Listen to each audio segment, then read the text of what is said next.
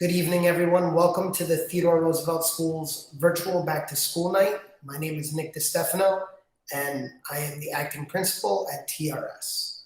I'll start off by telling you a little bit about me.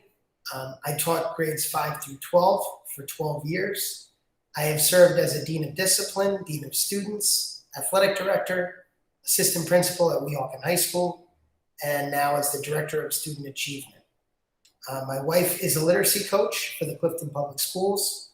I have 2 kids of my own, Ariana and Noah, and currently I am in a graduate program at St. Peter's University going for my doctorate. You can follow all of the school happenings on my Twitter page, which is at DeStefano'edu. And now I want to get into an overview of the school. Theodore Roosevelt School houses students in grades 3 through 6. Our enrollment is approximately 350 students. We have 5 homerooms on each grade level.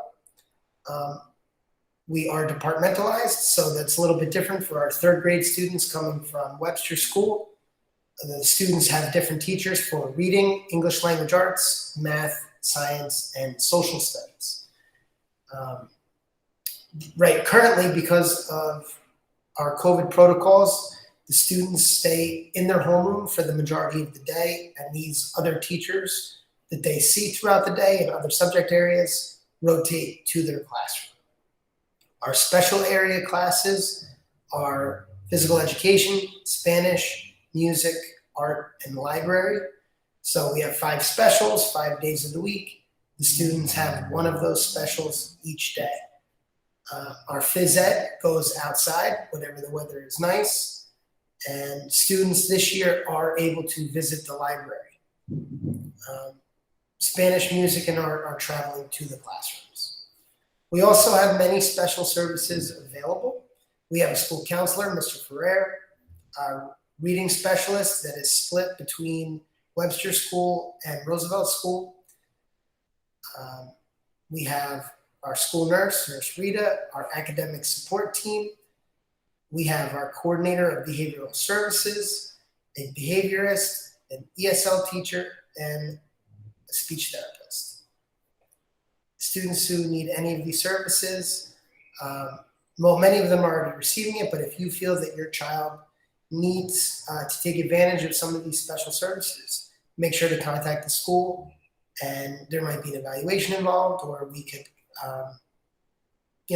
basically figure out what would best serve your child's needs. Our arrival to school in the morning is a little bit different this year. We start earlier. Our bus students, and they arrive at school between 7:45 and 8:10 a.m. They enter through the front of the school and then go down to the gym until homeroom begins. Students who walk or are dropped off by a parent enter through the rear of the school into the gym as well. Our safety patrol students then take these students to their homeroom at 8:20 in the morning. For dismissal, students who do not take the bus are released through the side doors. Our 5th and 6th graders go out onto 46th Street, and our 3rd and 4th grade go on Cooper Place. The even numbered grades, so 4th grade and 6th grade, leave a little bit earlier at 2:45. And grades 3 and 5 leave at 2:50 p.m. We ask that you are on time if you are going to be picking up your children at one of these side areas after school.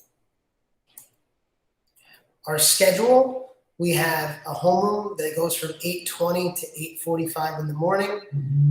This is when attendance is taken. Some of our students choose to eat a snack at this time. They also alert their homeroom teacher if they're going to be eating school lunch so that we can get a count for how many students to prepare food for that day. We have periods that are approximately 46 minutes long. And then we have 2 lunch periods split. Our 3rd and 4th graders eat period 4, and our 5th and 6th graders eat period 5. There's only 1 grade level in the cafeteria at a time, and the other grade level has recess, and typically that's outdoors when the weather is nice. When it gets colder, Make sure that your child has a coat or a sweatshirt to wear, because we do want to encourage kids going outside for recess as much as possible this year. At 2:31, we begin our PM homeroom and dismissal procedures. And that involves basically 3 of our buses.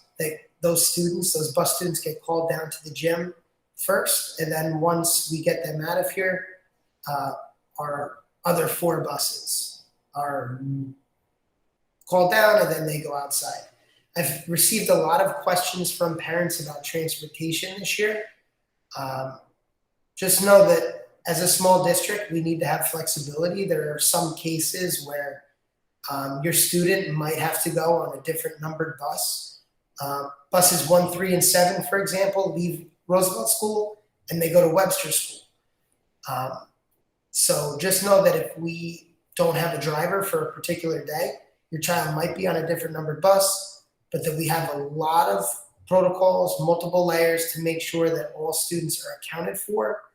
After school, we have students who walk, students who are picked up, students in extended care, and students who go on the bus. It's very important for us that if your child is going to be doing something different from the norm, if they're a bus student and you're picking them up, or another example like that, please contact the school and let us know so that we can make sure all students are accounted for.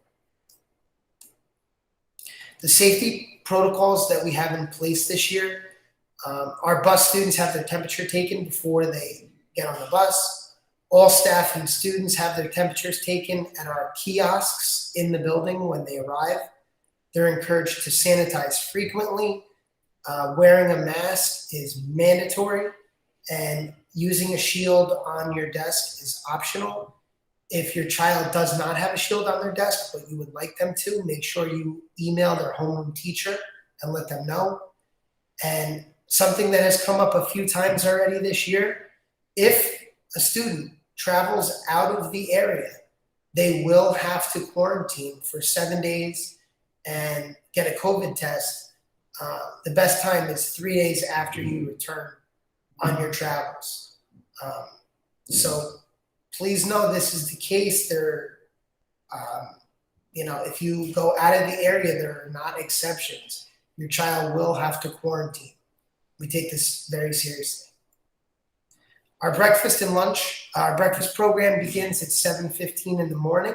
It's supervised by Mr. Callaghy, who's our district supervisor of technology. There are air purifiers in the cafeteria, and right now we're keeping limits to the number of students who sit at each table, and all the food is grab and go. And again, we're continuing all of this to try to be as safe as possible. Obviously, the students are not masked when they are eating their lunch, but this is why we just got new air purifiers for the cafeteria. Wear your mask, we say it all the time. But other health topics we want you to be aware of. TRS is a peanut and tree nut free school. So please, if a child is bringing that food from home for their lunch, make sure there's no peanut or tree nut foods in there. Any child with a fever will be sent home, and we want to make sure they're fever free for a substantial amount of time before they're able to return. A doctor's note is required if your child has a fever. But Nurse Rita is the expert on all of this, so you have any questions, please contact the school nurse at the number here on the screen.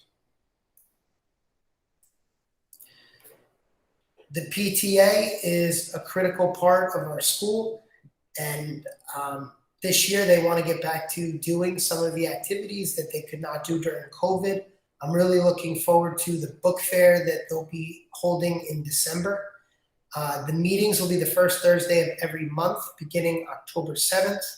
You can contact the PTA through either of these methods: email, Twitter, Facebook.